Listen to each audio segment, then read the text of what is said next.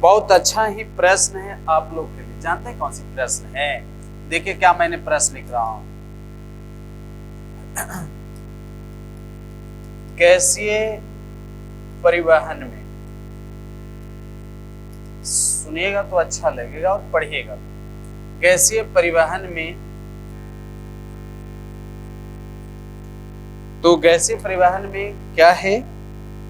तो गैसीय परिवहन में देखिएगा कि हेमोग्लोबिन की भूमिका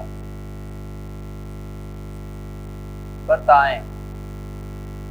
ये देखिए प्रश्न हो गया।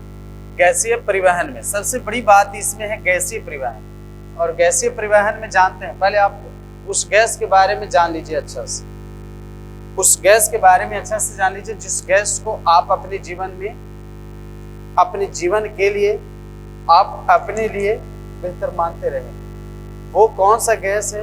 वह गैस का दो रूप है। वो देखिए यहाँ पर सबसे पहले बताएंगे। देखिए इस गैस को आप जानते हैं ना, गैस को आप ये देखिए ऐसे जानते होंगे, O2 और CO2। क्या यही आपका जीवन का आधार है ना? O2 और CO2, O2 और CO2 है तो आपका जीवन का आधार है। और ये O2 और CO2 को हमारे वायुमंडल से शरीर के अंदर में कोई तो ले जा रहा है, तो है ही वायुमंडल में। और ये देखिएगा इसको लोग मानते हैं कि 0.03% को, और इसको मानते हैं कितना? इसका आपको याद होगा, इसको मानते हैं 21%।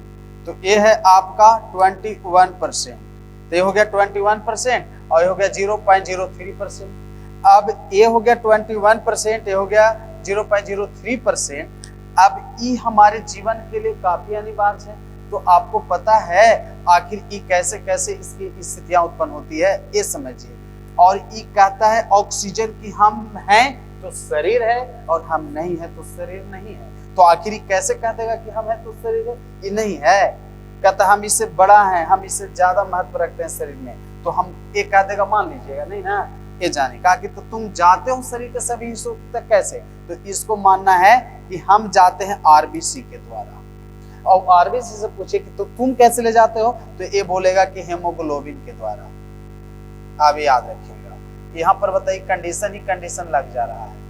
तो देखिए गैस, और गैस को लेकर जाने वाला ऑक्सीजन, और गैस में ऑक्सीजन, ऑक्सीजन को लेकर चलने वाला आरबीसी, और आरबीसी को लेकर चलने वाला कौन है? हेमोग्लोबिन। कहाँ तक? शरीर के सभी हिस्सों तक। इसलिए ब्लड का होना जरूरी है। और हेमोग्लोबिन में आखिर क्या ऐसा है, ये भी तो जानना चाहिएगा ना आप लोग कि आखिर हेमोग्लोबिन में ऐसा क्या है। लग रहा होगा ना कि जान लें।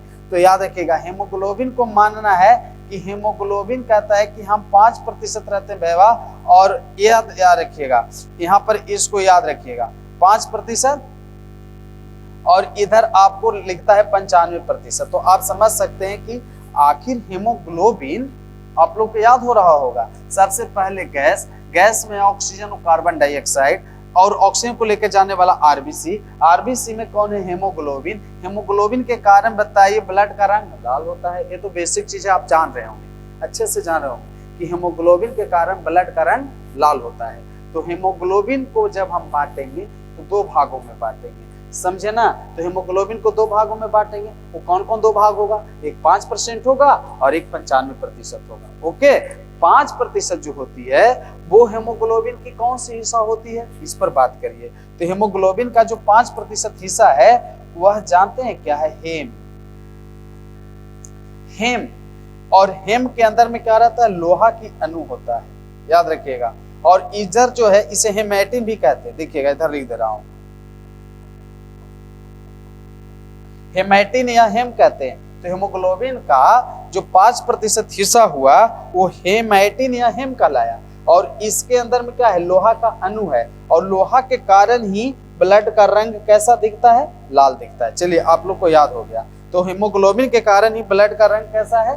लाल है। ओके, तो हेमोग्लोबिन में 5% हेम या हेमेटिन है जो यानी लोहे के अणु को रखता है, इस कारण इसका रंग लाल होता है। और इधर 95% जो है हिस्सा या आपका बताइए ग्लोबिन कहलाएगा। ग्लोबिन, और एक कलरलेस होता है। अब कलरलेस कहने का मतलब कि इसमें कोई रंग नहीं है। तो हेमोग्लोबिन का 5% भाग हेमेटिन या हेम है, जिसमें लोहा का अणु है, यही कारण वो लाल होता है। और 95% हिस्सा ग्लोबिन होता है। ये इसमें कोई कलर नहीं है, ये रंगहीन होता है। क्लियर हो गया? तो यह रंगहीन है, इसमें कोई रंग नहीं है। क्लियर हो गया होगा? तो 95% हिस्सा जो ग्लोबिन है और यह रंगहीन है, इसमें कोई रंग नहीं है। और इधर हेम है जो बताइए लाल है, और इसका रंग का है, यानी किसके कारण है? तो लोहा के कारण है। क्लियर हो गया होगा सभी को? अब आइए बात करते हैं। जब इतना याद कर लेना आप लोग, फिर से एक बार, गैस को ले जाने में हेमोग्लोबिन की भूमिका है। कैसे? तो गैस में है 21% ऑक्सीजन और 0.03% है कार्बन डाइऑक्साइड। इसमें ऑक्सीजन को लेकर चलने वाला है आरबीसी। आरबीसी में होता है हेमोग्लोबिन। हेमोग्लोबिन में 5% आपका हेम या हेमेटिन है, जो एफी को रखता है, जिस कारण ब्लड का रंग लाल है।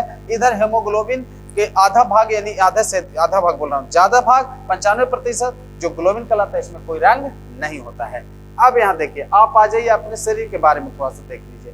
आप अपने शरीर के बारे में देखिएगा तो ऑक्सीजन, और यहाँ पर देखिएगा, यहाँ ये देखिएगा तो ऑक्सीजन और हेमोग्लोबिन के बीच क्या संबंध है वो ध्यान दीजिए। ये देखिए एल्वियोलस है, और ये एल्वियोलस क्या है? दोनों फेफड़ा है भाई साहब। और ये दोनों फेफड़ा जब है तो ये दोनों फेफड़ा के अंदर जो नाकों से जाने वाला है वो कौन है?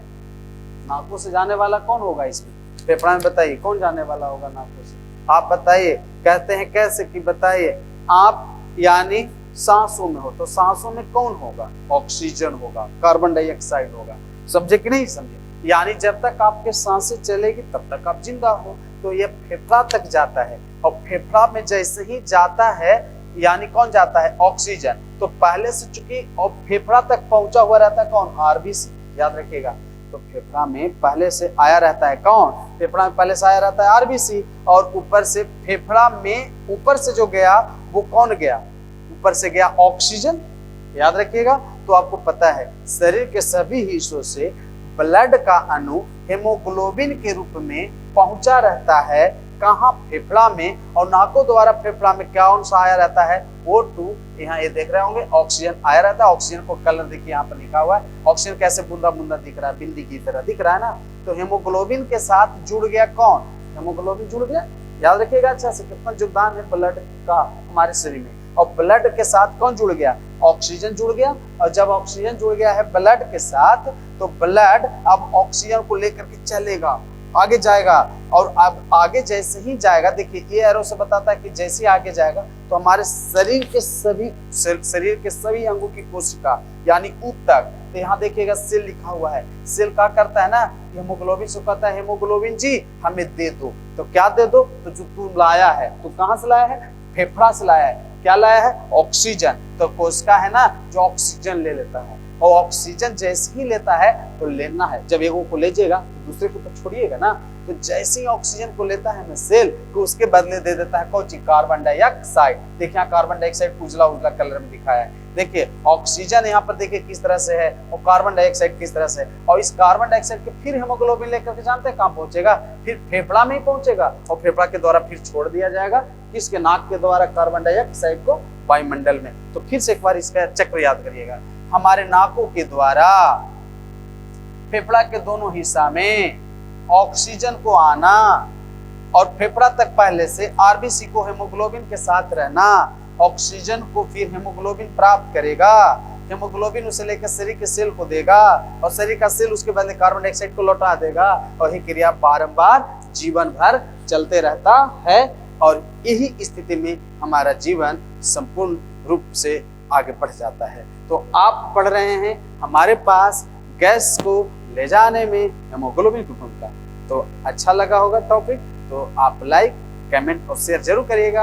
और फिर आपको जो भी बायोलॉजी से संबंधित प्रश्न हमसे सीखना हो, प्रश्नों का आंसर, तो हमारे चैनल पर बराबर बने रहिएगा। और एक और बात आप लोग को बता देना चाहेंगे कि जो हमारे यानी सेंटर पर आकर के ऑफलाइन मोड में जो बच्चे लोग क्लास करना चाहते हैं, बायोलॉजी विषय से संबंधित हुआ, 11वीं की परीक्षा में बेहतर प्रदर्शन करना चाहते हैं, तो आप सही समझ रहे हैं कि उनकी पढ़ाई में पैसा कभी बाधा नहीं बनेगा।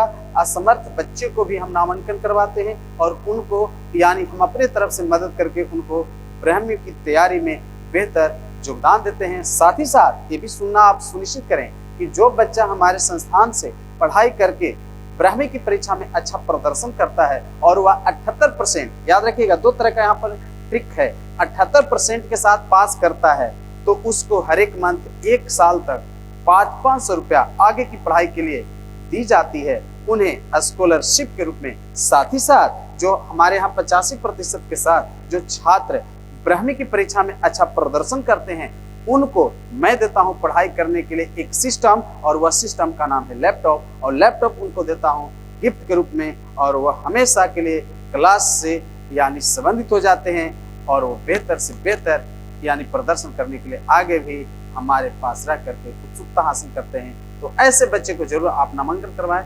Rainbow classes, new area, Rafiganj, biology के लिए मशहूर क्लास बाय रंजित। फिर मिलेंगे नए